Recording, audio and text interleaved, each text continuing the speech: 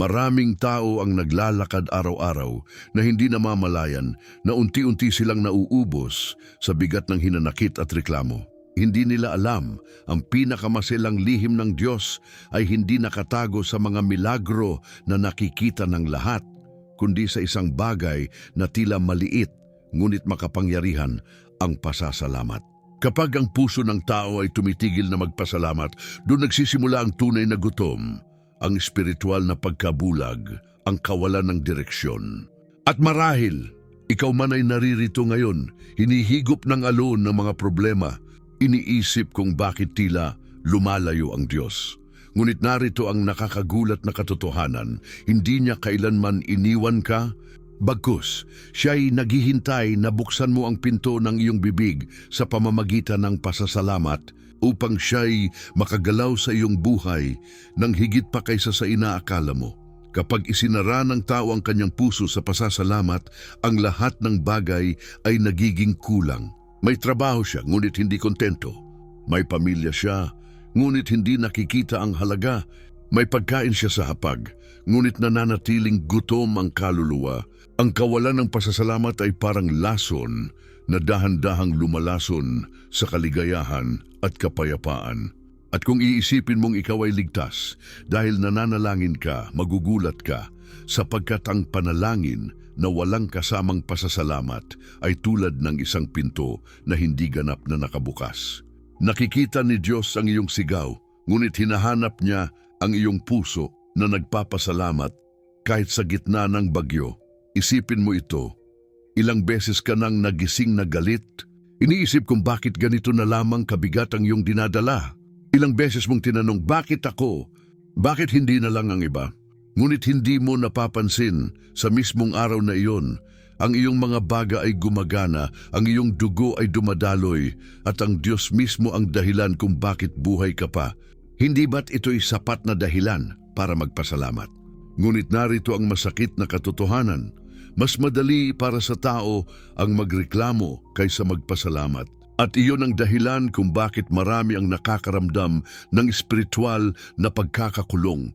Hindi dahil wala ang Diyos, kundi dahil isinara nila ang kanilang sarili sa isa sa pinakamakapangyarihang susi, ang pusong marunong magpasalamat. Hindi mo kailanman maririnig ito sa mundo, sapagkat itinuturo ng sistema na ikaw ay laging kulang, laging may dapat pang habulin. Ngunit ang Diyos mula pa noon hanggang ngayon ay nagsasalita ng ganito, matutong magpasalamat sa lahat ng bagay. At ito ang lihim na hindi nakikita ng marami. Ang pasasalamat ay hindi simpleng salita ng salamat. Ito ay revolusyon laban sa kawalan ng pag-asa. Kapag sinabi mong, salamat Panginoon kahit wala akong sobra, binabali mo ang tanikala ng takot at kakulangan. Kapag sinabi mong salamat kahit may sakit ako, binabago mo ang himpapawid ng iyong tahanan at pinupuno ito ng presensya ng Diyos. Ang pasasalamat ay hindi pagtanggi sa sakit, kundi pagluluwal ng pananampalataya sa gitna ng kadiliman. Ngunit ang tanong ay ito, handa ka bang makita ang bigat ng katotohanan ito? Handa ka bang tanggapin na ang dahilan kung bakit tila walang direksyon ang iyong panalangin ay dahil nakalimutan mong magpasalamat bago humiling? Handa ka bang yakapin ang nakapangingilabot na katotohanan na ang mga pintuang matagal nang nakasara ay hindi susi ng tao ang magbubukas, kundi pusong marunong magpasalamat? Sapagkat sa likod ng lahat ng ito, may isang nakatagong pahayag. Hindi ka nilikha upang mabuhay sa pagkakabitin, kundi upang makita na sa bawat hininga, sa bawat patak ng luha, sa bawat tagumpay at kabiguan, mayroong Diyos na nagtuturo sa iyo na ang tunay na kayamanan ay ang pusong marunong magpasalamat. At kung hindi mo pa ito nadidinig ng direkta, ngayon ko sasabihin sa iyo, ang Diyos ay hindi naghahanap ng perpektong tao. Hindi niya hinihintay ang iyong kayamanan o karunungan. Ang hinahanap niya ay isang bibig na marunong magpasalamat at isang puso na naniniwala na kahit sa lahat ng bagay, siya ay sapat. At dito nagsisimula ang revolusyon na hindi mo akalaing babago sa iyong pananampalataya. Magpasalamat kayo sa lahat ng bagay.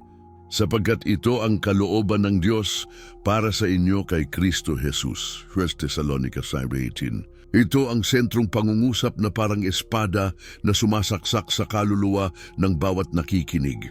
Walang paligoy, walang kondisyon sa lahat ng bagay. Hindi lamang sa araw ng kasaganaan, hindi lamang sa oras ng tagumpay, kundi maging sa sandali ng pagkatalo, ng luha, ng pagkabigo. Ang mga salitang ito ay isinulat ni Apostol Pablo hindi mula sa trono ng kaginhawaan, kundi mula sa karanasan ng paulit-ulit na pag-uusig, pagkabilanggo at gutom. Sa kontekstong iyon niya ibinuhos ang utos ng Diyos, magpasalamat kayo sa lahat ng bagay.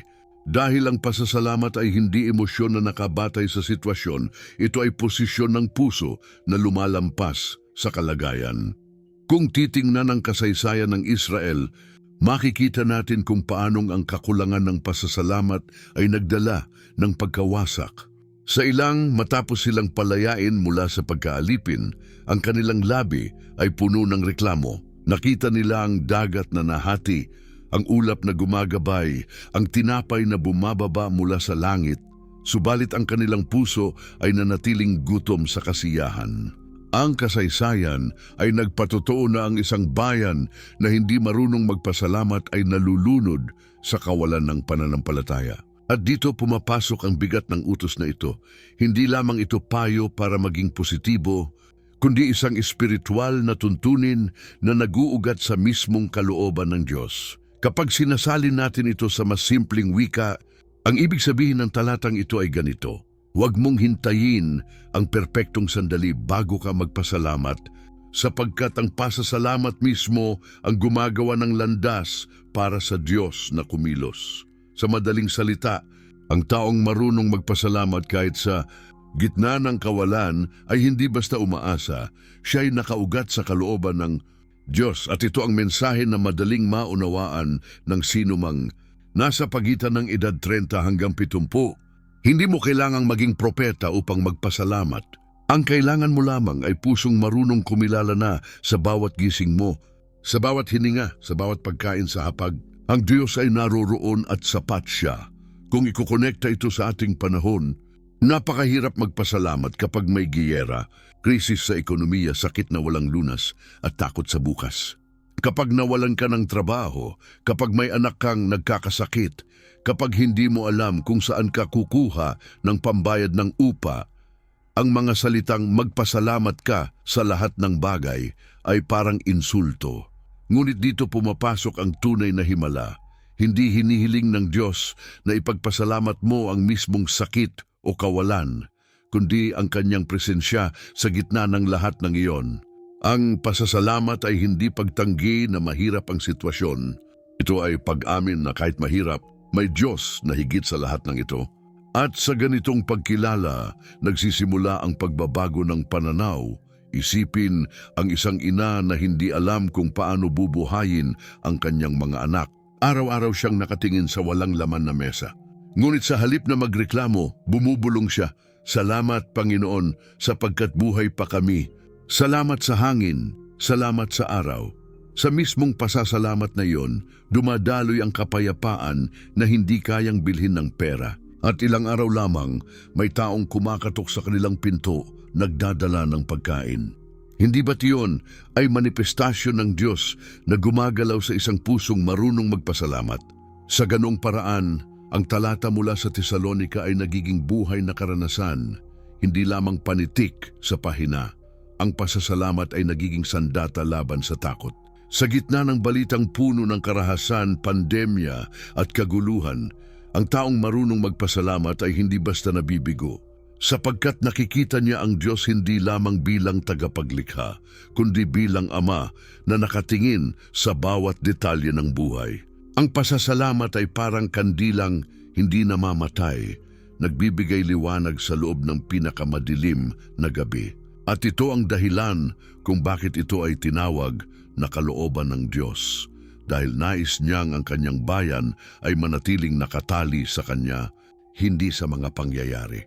Ngayon, habang pinapakinggan mo ito, maaaring iniisip mo, paano ako magpapasalamat kung halos wala nang natitira?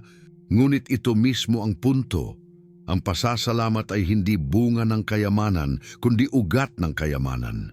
Ang taong marunong magpasalamat ay nakakakita ng himala sa maliliit na bagay. At ang taong nakikita ang himala sa maliit ay mas handa sa malaki. Kaya't kapag sinasabi ng Diyos, magpasalamat kayo sa lahat ng bagay, hindi siya nagbibigay ng imposibleng utos. Siya'y nag-aanyaya sa iyo na lumakad sa daan ng pananampalataya kung saan ang bawat luha ay nagiging binhi ng kagalakan. Subalit huwag mong isipin na dito nagtatapos ang lahat. Sapagkat kapag sinimulan mong isabuhay ang pasasalamat, may isang mas malalim na pinto na mabubuksan. Isang pinto na hindi lamang nagbabago ng iyong damdamin, kundi nag-aalis ng mga tanikala na hindi mo akalaing nakagapos sa iyo. At kapag in-apply natin ang utos na ito sa ating sariling panahon, may isang mas malalim na hiwaga na mahahayag, isang hiwaga na magpapakita kung bakit ang pasasalamat ay hindi opsyon, kundi mismong buhay ng isang tunay na nananampalataya. Kapag tiningnan mo ang paligid ngayon, mahirap itanggi na ang mundo ay puno ng takot at kawalan ng katiyakan. Mga balita ay puno ng giyera, gutom, krisis sa ekonomiya, sakit na lumalaganap at pamilyang naghihiwalay dahil sa matinding pasanin. Marahil, habang pinapakinggan mo ito, may bumabagabag din sa iyo. Ang tanong kung paano mo mapapanatili ang iyong pamilya, kung paano mo mababayaran ng mga utang, kung paano mo haharapin ang bukas na tila wala ng kasiguruhan. At dito pumapasok ang matalim na tanong, paano ka magpapasalamat sa lahat ng bagay kung ang paligid mo ay puro kakulangan, sakit at takot? Ngunit kapag binalikan natin ang mga panahon ng Biblia, makikita natin na hindi ito nalalayo sa ating sitwasyon. Ang bayan ng Israel ay naglakbay sa ilang na walang kasiguruhan kung may makakain sila kinabukasan. Ang mga alagad ni Kristo ay nakaranas ng pag-uusig, gutom at takot na mapatay dahil sa kanilang pananampalataya. Si Apostol Pablo, na siyang nagsulat ng utos na magpasalamat sa lahat ng bagay, ay ilang beses na nakulong, binugbog at muntik ng mamatay. Kung titingnan mo, halos pareho lang sa nararanasan mo ngayon, kawalan ng seguridad, kawalan ng kontrol, kawalan ng katiyakan. At dito nagsisimula ang matinding paghahambing. Hindi sila naligtas sa lahat ng hirap, ngunit sila ay nagpasalamat pa rin. Bakit? Sapagkat ang kanilang pasasalamat ay hindi nakabatay sa sitwasyon, kundi sa presensya ng Diyos na hindi nagbabago. Ikaw man, nakakaranas ng mga gabi na hindi ka makatulog, iniisip kung paano mo haharapin ang mga bukas na puno ng tanong.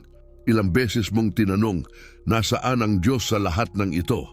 Ngunit dito mo kailangang marinig ng malinaw, ang parehong Diyos na nagbigay ng manna sa ilang, ang parehong Diyos na nagligtas kay Daniel sa hukay ng mga leon, ang parehong Diyos na muling bumuhay kay Jesus mula sa libingan, siya rin ang Diyos na kasama mo ngayon. Kung sa gitna ng kanilang kawalan ay natutunan nilang magpasalamat, ibig sabihin maaari mo ring piliing gawin iyon sa gitna ng iyong kawalan. At kapag pinili mong magpasalamat, nagiging totoo sa iyo ang pangako. Ang pasasalamat ay pintuan ng biyaya. Isipin mo ang isang ama na nawalan ng trabaho. Bawat araw ay umiikot sa paghahanap ng kahit anong pagkakakitaan, ngunit laging kulang. Sa halip na lunurin ang sarili sa reklamo, nagsisimula siyang magpasalamat sa maliliit na bagay, sa buhay ng kanyang mga anak, sa araw na sumisikat, sa lakas na mayroon pa siya. At sa pamamagitan ng pasasalamat, nagbabago ang kanyang pananaw. Ang takot na pumapatay sa kanya gabi-gabi ay unti-unting napapalitan ng kapayapaan na hindi niya maipaliwanag. Hindi ba't ito ang mismong sinabi sa Filipos 4:6-7 na kapag ipinagpasalamat mo ang lahat ng bagay, ang kapayapaan ng Diyos, na higit sa lahat ng pag-iisip, ay mag-iingat sa iyong puso. Iyon ay totoo noon at totoo pa rin ngayon. Ngunit bakit nga ba mahirap para sa tao ang magpasalamat sa gitna ng kahirapan? Sapagkat tinuturuan tayo ng mundo na ang halaga ng buhay ay nakasalalay sa kung anong meron tayo. Kapag may pera, masaya ka. Kapag wala ka ring dahilan para magpasalamat. Ngunit ito ang lihim na binabasag ng Diyos. Ang pasasalamat ay hindi bunga ng kasaganaan. Ito ang susi para makita ang tunay na kasaganaan. Kapag sinabi mong salamat Panginoon kahit sa harap ng walang laman na plato, ikaw ay nagbubukas ng pintuan para sa kanyang biyaya na hindi kayang ipaliwanag ng lohika. Ang pasasalamat ay nagiging propesya ng pag-asa sa gitna ng kawalan. Tingnan ang panahon ngayon, pandemya, kaguluhan, takot sa hinaharap.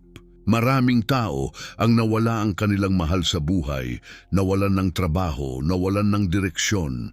Ngunit sa bawat trahedya, may mga iilang tumayo at nagsabi, "Salamat pa rin Panginoon sapagkat kasama ka namin." At sila ang nakaranas ng kapayapaan na hindi nabibili ng mundo. Sapagkat ang pasasalamat ay hindi pagtakas sa realidad, kundi pagkilala na may Diyos na higit sa realidad.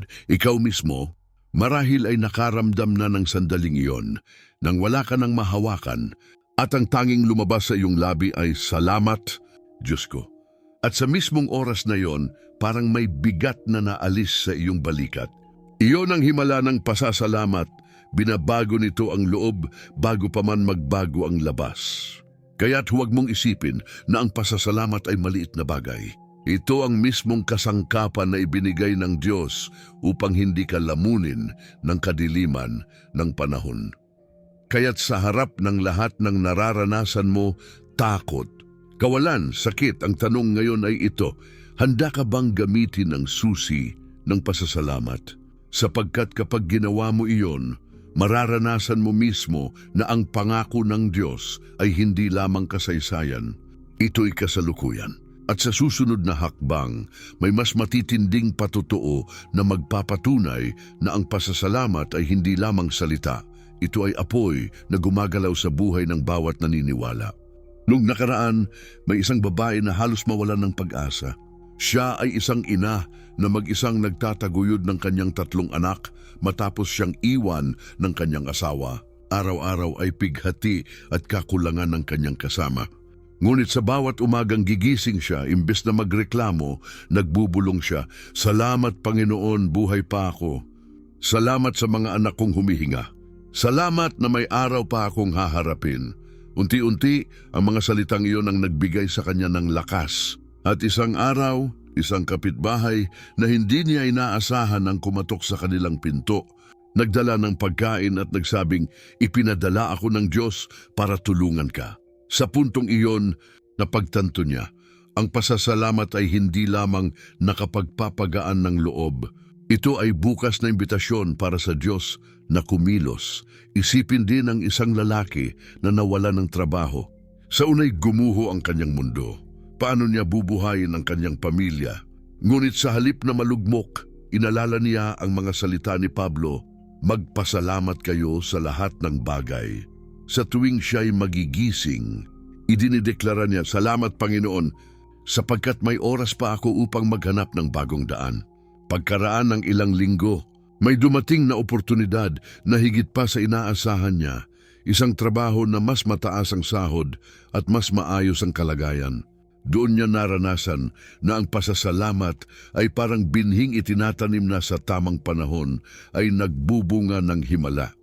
Hindi lamang ito nangyayari sa ating panahon.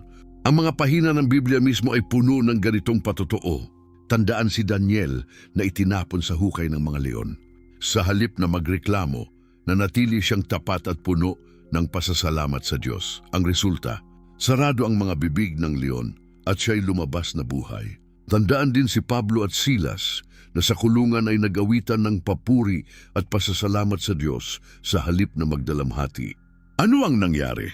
Yumanig ang lupa, nabuksan ng mga bilangguan at sila'y nakalaya. Parehong kwento, parehong aral. Ang pasasalamat ay may kapangyarihang naglalabas ng himala. Marami ring mga patotoo sa ating paligid na nagpapatunay nito. Isang kabataang babae ang halos sumuko sa depresyon. Ang kanyang mga gabi ay puno ng luha at pag-iisip ng walang kabuluhan. Ngunit isang gabi, habang nakikinig sa salita, narinig niya magpasalamat sa lahat ng bagay. Bagamat mabigat, sinubukan niyang sabihin, "Salamat, Panginoon, sapagkat naririto ka mula noon, araw-araw ay sinanay niya ang sarili na maglista ng 3 bagay na kanyang ipinagpapasalamat. Makalipas ang ilang buwan, nagbalik ang liwanag sa kanyang mga mata at ngayon siya'y nagtuturo na sa ibang kabataan kung paano kumapit sa Diyos. Ang kanyang pasasalamat ang nagligtas sa kanya mula sa dilim na halos lumamon sa kanyang kaluluwa. Isang matandang lalaki naman ang nagkaroon ng malubhang karamdaman. Ang mga doktor ay nagsabi na malabo na siyang gumaling, ngunit sa bawat araw ng kanyang karamdaman, paulit-ulit niyang sinasabi, "Salamat Diyos ko, sapagkat ikaw ang aking lakas." Kahit ang kanyang pamilya ay nagtataka kung paano siya nakakahanap ng ngiti sa gitna ng matinding sakit. At kahit hindi siya agad gumaling, ang kanyang pasasalamat ay naging ilaw para sa iba. Ang mga kasama niyang pasyente ay natuturing magtiwala sa Diyos. At sa bandang huli, nakaranas siya ng pagbuti na hindi inaasahan. Isang paggaling na ipinagpahayag ng mga doktor bilang himala. Ang mga kwentong ito ay nagpapatunay ng isang bagay. Ang pasasalamat ay hindi maliit na hakbang. Ito ay susi na nagbubukas ng pintuan ng langit. Kapag natuto kang magpasalamat, hindi lamang ikaw ang nagbabago, pati ang mga tao sa paligid mo ay naaapektuhan, sapagkat ang pasasalamat ay parang apoy. Kapag nasindihan sa isang puso, lumalaganap ito at nagbibigay liwanag sa marami. At ngayon, marahil ay iniisip mo, kaya ko bang maranasan ang mga ganitong patotoo? Ang sagot ay oo, dahil ang Diyos na tumulong sa ina, sa ama, sa kabataan at sa matanda ay siya ring Diyos na naririto sa iyong tabi. Ang kanyang mga pangako ay hindi lumilipas. At kung nagawa niyang ipakita ang kanyang kapangyarihan noon, magagawa niya rin ito ngayon. Sapagkat ang pasasalamat ay hindi lamang patunay ng pananampalataya. Ito ang mismong wika na naiintindihan ng Diyos. At sa mga susunod na hakbang, makikita natin na ang mga kwentong ito ay hindi lamang simpleng alaala, kundi patikim pa lamang ng mas malalaking propesya na ipapakita ng Diyos sa kanyang bayan. Kapag tinitingnan natin ang utos na magpasalamat sa lahat ng bagay, hindi ito basta panuntunan ng magaan na pamumuhay. Ito ay bahagi ng isang mas malawak na plano ng Diyos na nakaugat sa kanyang mga propesiya. Ang pasasalamat ay hindi lamang para sa pansariling kaginhawaan. Ito ay susi upang makita natin ang galaw ng Diyos sa buong kasaysayan ng sangkatauhan. Sa lumang tipan pa lamang, paulit-ulit nang ipinapakita ng Diyos na ang kanyang bayan ay tinatawagan hindi lang para sumunod, kundi para magpasalamat at kumilala sa Kanya. Ang utos na ito ay nakaugat sa mga propesiya na sumasalamin sa kanyang layunin para sa lahat ng henerasyon. Isipin si Propeta Habakuk na sa gitna ng mga balitang puno ng digmaan at kawalan ng katarungan ay nagsabing, kahit hindi mamulaklak ang puno ng igos, kahit hindi magbunga ang mga ubas, kahit walang ani ang mga bukirin, gayon may magagalak ako sa Panginoon. Ang kanyang pasasalamat ay hindi nakatali sa ani, kundi sa Diyos na may hawak ng lahat ng panahon. Hindi ba't ito ay larawan ng ating kasalukuyang panahon? Maraming bansa ang dumaran sa kaguluhan, ang ekonomiya ay yayanig, at ang kinabukasan ay tila walang kasiguruhan. Ngunit ang mga salitang iyon ni Habakuk ay nananatiling totoo, sapagkat ang pasasalamat ay nag-uugat sa katiyakan ng Diyos. Hindi sa kondisyon ng mundo. Sa aklat ng Apokalipsis, ang mga matatanda na nakapaligid sa trono ng Diyos ay inilarawan na laging nag-aalay ng pasasalamat.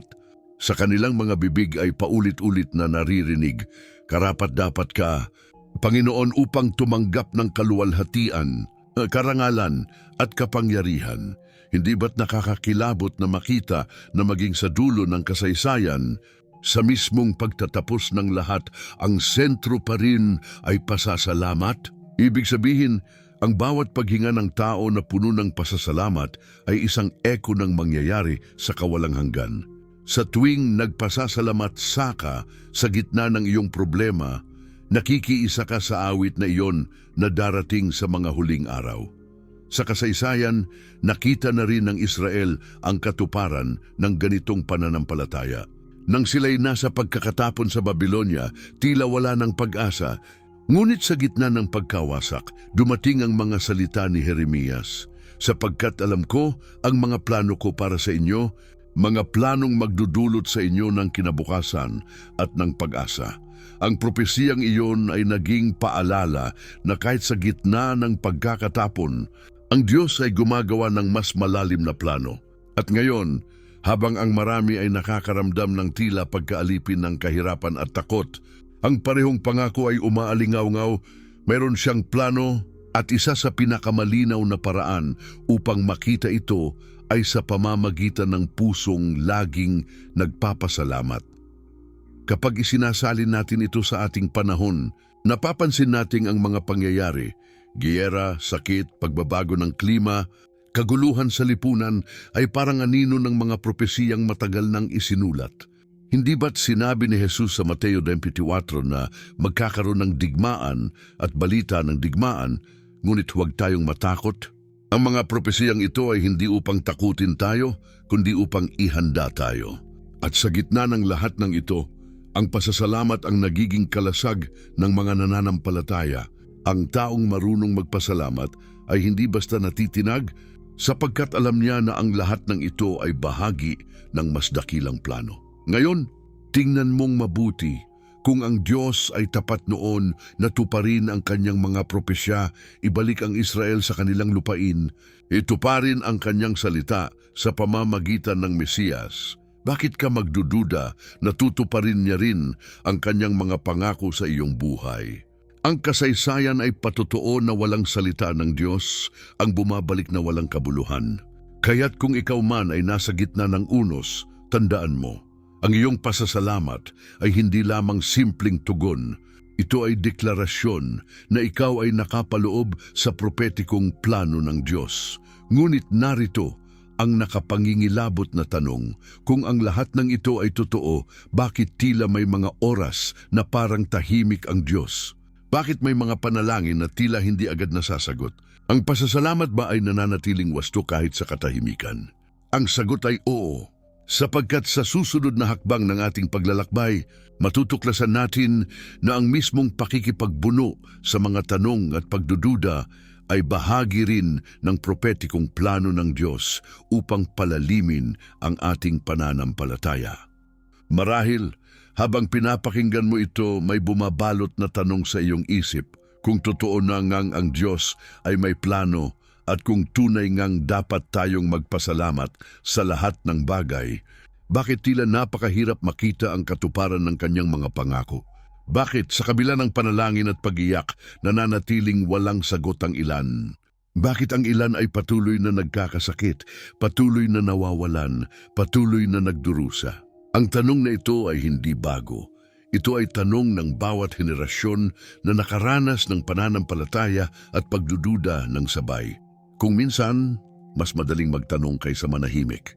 Panginoon, kung ikaw ay Diyos na tapat, bakit ako naghihintay pa rin hanggang ngayon? Ganito rin ang sigaw ni Job nung mawalan siya ng lahat. Pamilya, kayamanan, kalusugan. Paulit-ulit niyang tinanong, nasaan ka Diyos? Ngunit sa kabila ng kanyang mga tanong, siya'y hindi tumigil sa pagkilala na mayroong Diyos na higit sa kanyang nauunawaan. Si Jeremias din, ang tinaguriang propetang umiiyak, ay umangal sa Diyos. Bakit umuunlad ang masasama samantalang ang matuwid ay nagdurusa? Kahit si Habakuk ay nagtanong, hanggang kailan, Panginoon, ako'y daraing at hindi mo pakikinggan? Hindi ba't nakapapanatag na makita na ang mismong mga lingkod ng Diyos ay dumaan din sa parehong tanong? Hindi ka nag-iisa sa iyong mga pagdududa, ngunit narito ang lihim. Ang katahimikan ng Diyos ay hindi kawalan ng kanyang presensya. Ang kanyang pagkaantala ay hindi kawalan ng kanyang pangako. Ang ating oras at oras ng Diyos ay hindi magkatulad. Sinabi sa Habakuk 2:3, sapagkat ang pangitain ay para sa takdang panahon, bagaman ito'y mag-antala, hintayin mo. Tiyak na darating, hindi ito maaantala. Ang mga salitang ito ay parang martilyo na bumabasag sa ating pagmamadali, dahil hindi lahat ng pangako ng Diyos ay agad-agad nakikita. Ang ilan ay dumaraan muna sa pagsubok ng panahon upang palalimin ang ating pananampalataya. Isipin si Abraham na ipinangakuan ng Diyos ng anak sa kabila ng kanyang katandaan. Ilang taon siyang naghintay, halos mawalan ng pag-asa, at ilang beses ding nagtangkang gumawa ng sariling paraan. Ngunit sa tamang oras, ipinanganak si Isaac. Tandaan si Jose na pinangakuan ng Diyos ng dakilang hinaharap. Ngunit bago niya ito maranasan, siya'y ipinagbili bilang alipin, itinapon sa kulungan, at nakalimutan ng mga taong kanyang tinulungan. Ngunit dumating ang araw na siya'y naging tagapamahala ng buong Ehipto.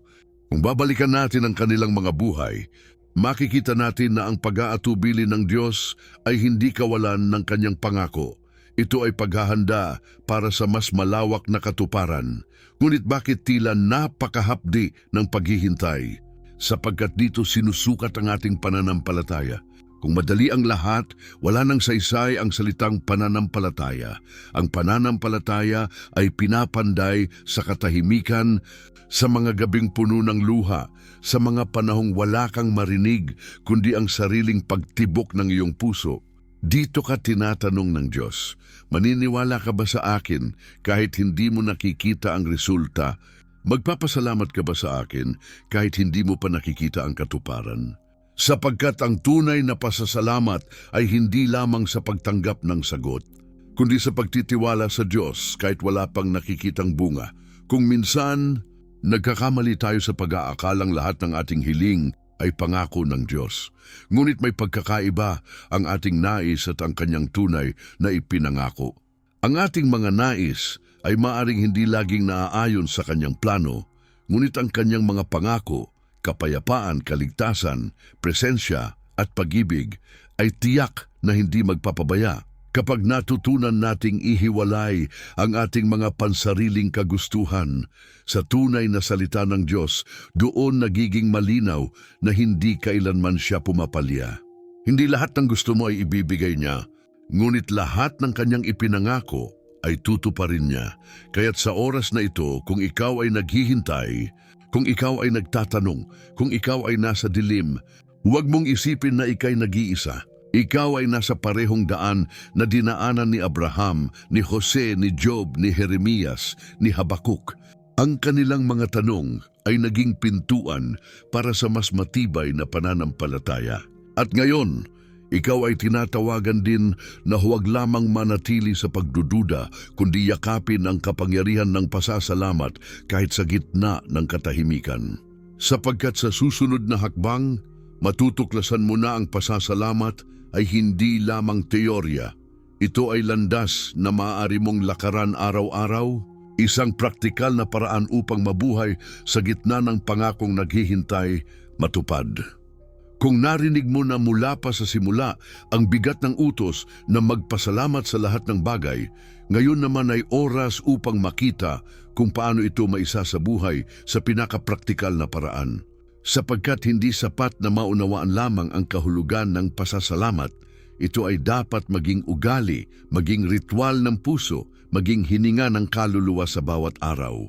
At dito natin sisimulan, paano mo maisasagawa ang pasasalamat bilang paraan ng pamumuhay, hindi lamang bilang simpleng salita. Una, kailangang tandaan na ang pasasalamat ay nakaugat sa mismong pangako ng Diyos. Kung sinabi niya sa kanyang salita na hindi kanya iiwan ni pababayaan, ito ang pundasyon ng iyong pasasalamat. Hindi mo siya pinapasalamatan dahil maganda ang iyong kalagayan. Pinapasalamatan mo siya dahil tapat siya, anuman ang kalagayan. Kaya tuwing magigising ka sa umaga, gawin mong unang salita sa iyong labi ang isang simpleng "Salamat Panginoon." Hindi ito ritual na walang saysay. Ito ay deklarasyon na ang Diyos ang iyong simula, hindi ang iyong problema. Ikalawa, gawing praktikal ang iyong pasasalamat. Maglaan ng oras bawat araw upang muling ipahayag ang mga bagay na ipinagpapasalamat mo, maliliit man o malalaki. Maaring ito'y pagkain sa iyong hapag, lakas ng iyong katawan, o simpleng katotohanan na ikaw ay may hininga pa. Kapag isinusulat mo ito o binabanggit ng malakas, unti-unting binabago ang direksyon ng iyong puso mula sa kawalan tungo sa kasapatan. At dito nagiging malinaw ang pangako ng Diyos. Ang aking biyaya ay sapat para sa iyo. Ikatlo, turuan ang sarili na palitan ang reklamo ng pasasalamat. Kapag pumasok sa iyong isip ang mga salitang, wala na akong pag-asa, agad mo itong salungatin ng salamat Panginoon, sapagkat ikaw ang aking pag-asa. Kapag bumigat ang loob mo at ang bukang bibig mo'y hindi ko na kaya, sabayan mo ito ng salamat, sapagkat ikaw ang nagbibigay ng lakas. Ito ay hindi pagtanggi sa iyong sakit o hirap, kundi pagsasabi na higit pa rito ang kapangyarihan ng Diyos. Ang simpleng pagbabago ng salita ay nagbubukas ng pintuan ng pananampalataya. Ikaapat, gawing panalangin ang pasasalamat. Hindi lamang basta listahan ng kahilingan ng panalangin, ito'y dapat maging awit ng pasasalamat bago pa man dumating ang kasagutan. Halimbawa, kung nagdarasal ka para sa kagalingan, idagdag mo, "Salamat Panginoon, sapagkat ikaw ang aking manggagamot." Kung nagdarasal ka para sa trabaho, sabihin mo, "Salamat, sapagkat ikaw ang nagbibigay ng lahat ng pangangailangan." Kapag ang pasasalamat ay nauna kaysa sa katuparan, pinapakita mong naniniwala ka na ang Diyos ay tapat. Ikalima, ipahayag ang pasasalamat sa iyong kilos. Hindi sapat na ito'y nasa isip at bibig lamang. Dapat itong makita sa iyong gawa. Kapag may taong tumulong sa iyo, pasalamatan mo ng taos-puso at ipakita ito sa kabutihan. Kapag mayroong maliit na pagpapala, ibahagi mo ito sa iba. Sa ganitong paraan, nagiging saksi ka ng biyaya ng Diyos. Tandaan, ang pasasalamat ay nagiging mas makapangyarihan kapag ito'y nagiging inspirasyon para sa iba. Ika-anim, turuan ang iyong pamilya at mga anak ng pasasalamat. Sa bawat hapunan, imbes na magsimula sa reklamo tungkol sa mga problema, anyayahan silang magsabi ng isang bagay na kanilang ipinagpapasalamat. Ang ganitong simpleng gawain ay naglalatag ng kultura ng pananampalataya sa loob ng tahanan. Ang pasasalamat na nagsisimula sa iyong bibig ay nagiging binhi na tumutubo sa puso ng mga nakikinig.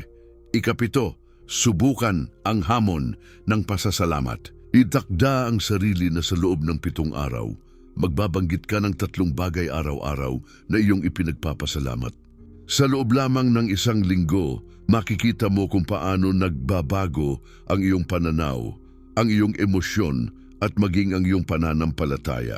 Hindi ba't nakamamangha na sa simpleng gawaing ito, nararanasan mong nagiging mas magaan ang iyong mga pasanin?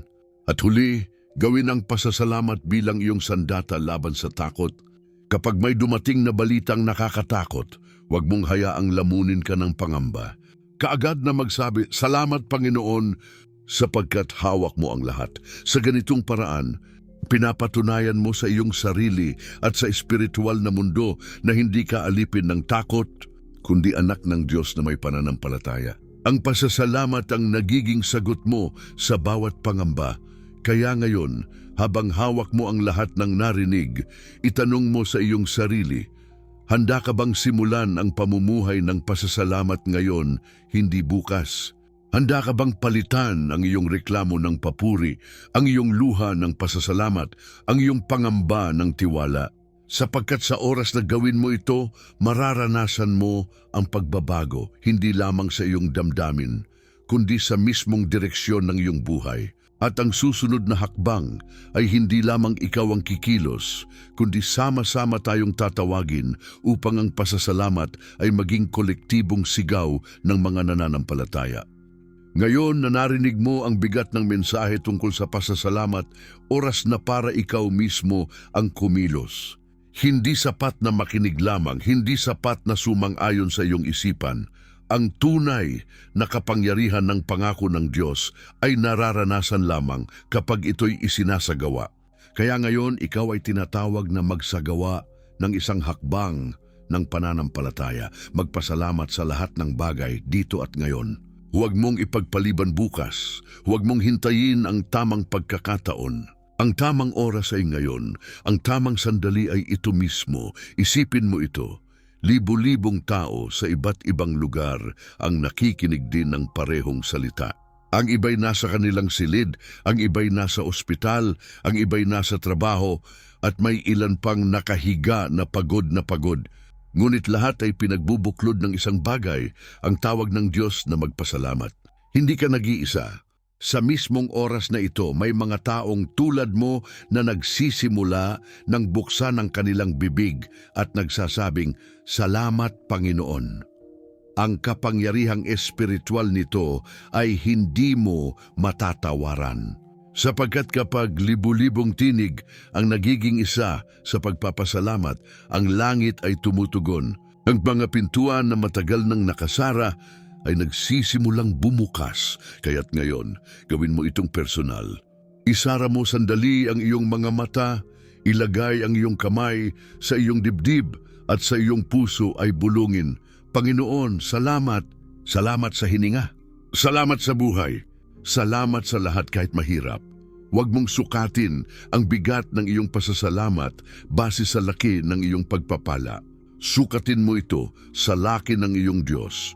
Ang mismong gawaing ito ng pag-amin ng pasasalamat ay parang ilaw na sisindi sa iyong kaluluwa. At sa pagsindi ng ilaw na iyon, ang takot, pangamba at kalungkutan ay nagsisimulang matunaw. Ngunit higit pa rito, ito'y isang tawag na gawin ang pasasalamat bilang kilos ng pagkakaisa. Sapagkat ang tunay na kapangyarihan ay hindi lamang nararanasan sa individual, kundi sa kolektibong pananampalataya ng bayan ng Diyos. Habang sinasabi mo ang iyong pasasalamat, isipin mong may libu-libo pang nagsasabi ng kaparehong salita. Ang kanilang tinig ay sumasabay sa iyo at ang inyong mga salita ay umaakyat sa trono ng Diyos na parang insenso ng papuri. Hindi ka nag-iisa sa labanang ito. Kasama mo ang isang hukbo ng mga nananampalataya na nagsasabing, "Oo, Panginoon, nagpapasalamat kami." At ngayon, may isa pang hakbang na hinihingi. Ilagay mo sa harapan ng Diyos ang bagay na kumakain ng iyong kapayapaan. Ano ba ang kinatatakutan mo? Ano ba ang bumibigat sa iyong dibdib gabi-gabi? Ano ang iniiyakan mo ng palihim? Ilagay mo ito sa iyong mga kamay at habang iniisip mong iniaalay mo ito sa Diyos, sabihin mo, "Panginoon, inihahandog ko ito sa iyo at salamat sapagkat hawak mo ito." Ang gawaing ito ng pagbibigay ay hindi lamang simbolo, ito ay isang aktong espiritual na nagbabago ng direksyon ng iyong buhay. Kapag inilapag mo ito sa harap ng Diyos, tinatanggap mo rin ang kanyang kapayapaan na pumapalit sa iyong bigat. Huwag kang matakot na ipahayag ang iyong pasasalamat ng lantaran. Sabihin mo ito sa iyong pamilya, ibulong mo ito sa iyong tahanan, isulat mo ito bilang patotoo, sapagkat ang pagbabahagi ng iyong pasasalamat ay nagpapatibay hindi lamang sa iyo, kundi sa iba ring nangangailangan ng pag-asa. At dito pumapasok ang tawag na lumahok. Magsulat sa mga komento ng simpleng pananalig, "Ako'y nagpapasalamat sa Diyos" o "Ako'y kumakapit sa kanyang pangako." Hindi lamang ito isang gawa ng pag-engage.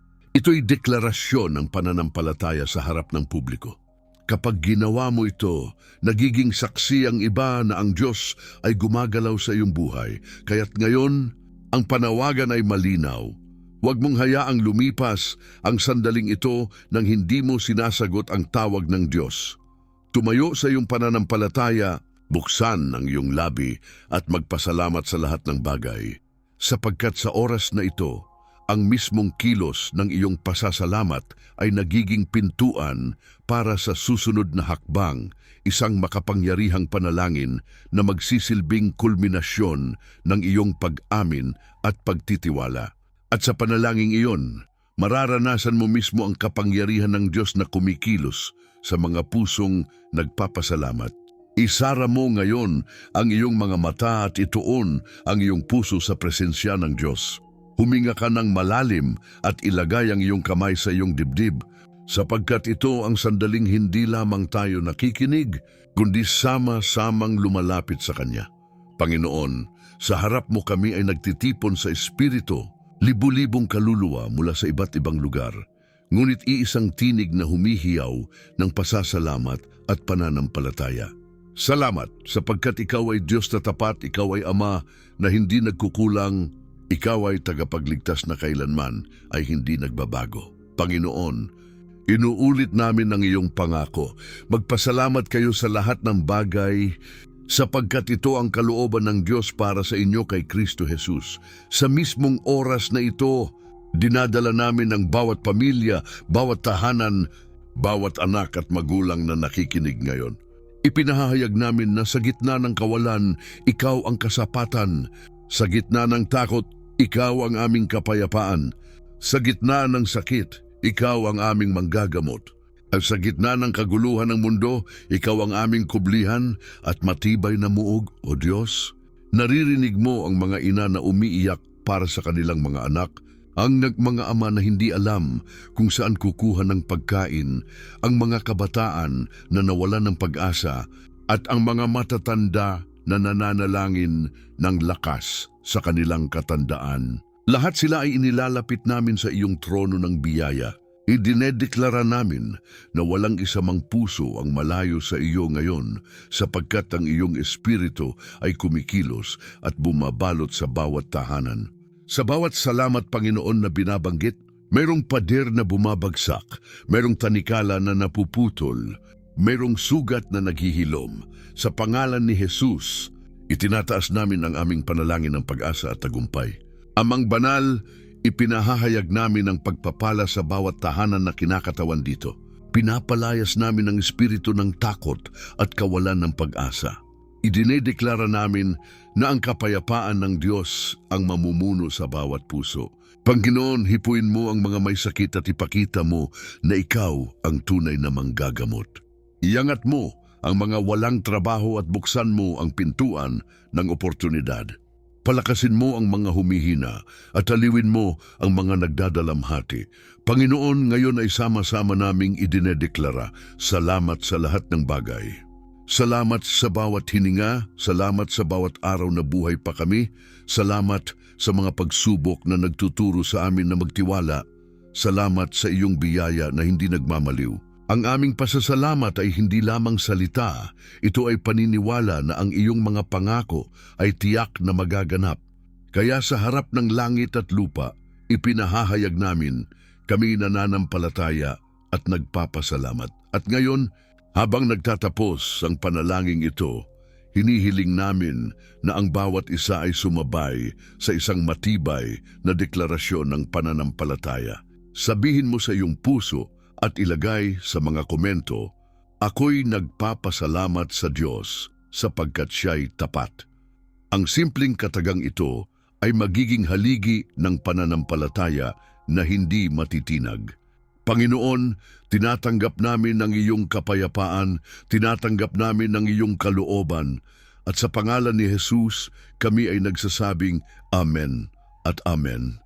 Ngayong nakapanalangin tayo ng sama-sama at nadama ang bigat ng presensya ng Diyos, oras na upang ang iyong puso ay muling patahimikin sa katiyakan ng kanyang mga pangako.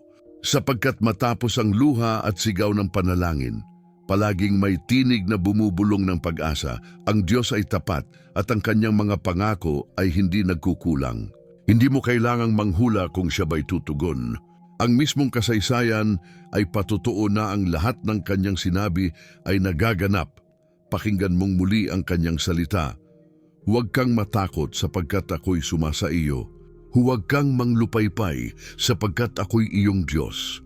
Palalakasin kita, tutulungan kita, at aalalayan kita ng aking matuwid na kamay. Isaiah 41:10. Ano ang ibig sabihin nito sa iyo ngayon? Ibig sabihin, anuman ang kinakaharap mo, kakulangan, sakit o takot, hindi ka nag-iisa.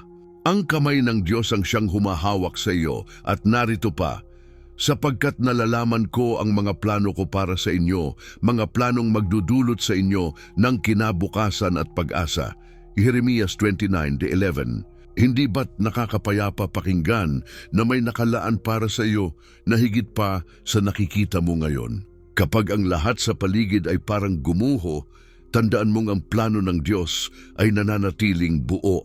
Ang kanyang layunin ay hindi kailanman nasisira ng mga pangyayari sa mundo. Dagdag pa rito, sinabi ni Pablo, sapagkat gaano man karami ang mga pangako ng Diyos, ang mga ito ay totoo kay Kristo. Kaya't sa pamamagitan niya, tayo'y nagsasabi ng Amen para sa kaluwalhatian ng Diyos. 2 Korintos 20. Ang bawat pangako ay nakaugat kay Kristo at dahil sa Kanya, may katiyakan tayong lahat ng ito ay totoo.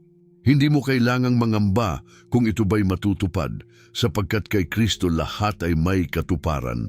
Kaya ngayon, hayaan mong ang iyong isip ay mapuno ng mga larawan ng pag-asa. Isipin mong ang iyong tahanan ay pinupuno ng kapayapaan ng Diyos kahit may bagyo sa labas. Isipin mong ang iyong mga anak ay natutulog na payapa, nakabalot sa kanyang proteksyon. Isipin mong ang iyong kinabukasan ay hindi madilim, kundi puno ng liwanag ng kanyang pangako.